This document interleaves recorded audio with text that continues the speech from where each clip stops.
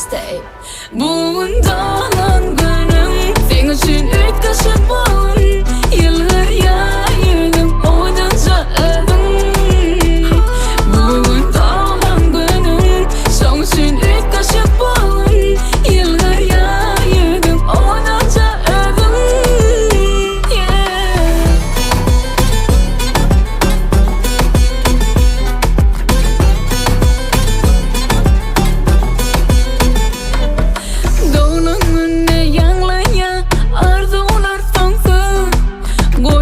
Musun ödün yali ovadan bulsun.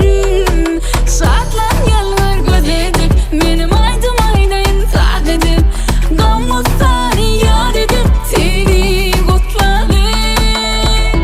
Özü bilen alt geli bahar, gözeli nuru bir seher. Sana bak çılgırıp bakar, canın sağ olsun. Happy birthday. Bugün doğan günüm, senin için ilk kaşık